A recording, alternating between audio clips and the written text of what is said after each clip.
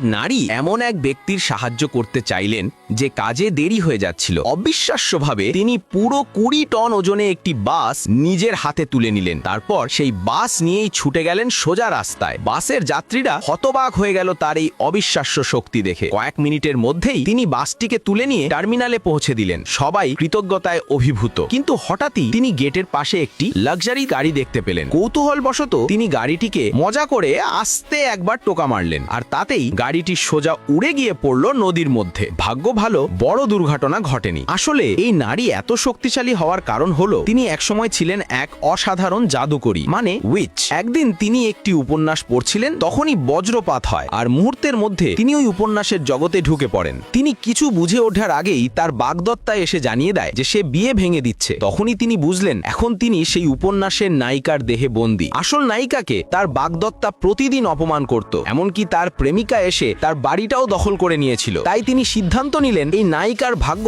তিনি নিজের মতো করে বদলে দেবেন। তার জাদু শক্তি এখনো পুরোপুরি হারিয়ে যায়নি। এক নজরে তিনি দেখে ফেললেন যে তার বাগদত্তা শীঘ্রই এক দুর্ঘটনায় পড়তে যাচ্ছে। কিন্তু বাগদত্তা রেগে গিয়ে ভাবল যে সে তাকে অভিশাপ দিচ্ছে। তখন তিনি এক ছোট ক্যাকটাস ব্যবহার করে জাদু করলেন, আর মুহূর্তেই বাগদত্তা মাটিতে পড়ে গেল। এই সময় তার বাগদত্তার বড় ভাই সেখানে এলেন এবং তাকে দেখেই তার প্রেমে পড়ে গেলেন। বাগদত্তা তৎক্ষণাৎ বড় ভাইয়ের কাছে গিয়ে অভিযোগ করলো যে সেই নারী তাকে অভিশাপ দিয়েছে এবং সে বাগধান ভাঙতে চায়। কিন্তু নারী জাদু দিয়ে তার ভবিষ্যৎ দেখে ফেললো যে তার প্রেমিকা ছিল অবিশ্বাসী ও প্রতারক। এ কথা শুনে বাগদত্তা এতটাই রেগে গেল যে জ্ঞান হারিয়ে ফেললো। বড় ভাই কর্মচারীদের দিয়ে তাকে সরিয়ে নিতে বললেন, আর সেই নারীকে বাড়িতে নিয়ে গেলেন। যখন বাগদত্তা জানলো যে সে তার ভাইয়ের বাড়িতে আছে, সে রাগে ফেটে পড়ল। তার প্রেমিকাও সেখানে হাজির হলো। নারী আবার সতর্ক করলো যে এই মেয়ে বিশ্বাসঘাতক, কিন্তু কেউ তার কথা বিশ্বাস করলো না। অবশেষে বাগদত্তা চাকরদের বলল, ওকে এখান থেকে বের করে দাও। তখন নারী রেগে নিজের হাতে সুইমিং পুলের সব পানি টেনে নিলেন। তারপর সেটি ছুঁড়ে মারলেন বাগদত্তা আর তার প্রেমিকার দিকে। তিনি চেয়েছিলেন ওদের শিক্ষা দিতে, কিন্তু সেই মুহূর্তেই বড় ভাই এসে তাকে থামিয়ে দিলেন।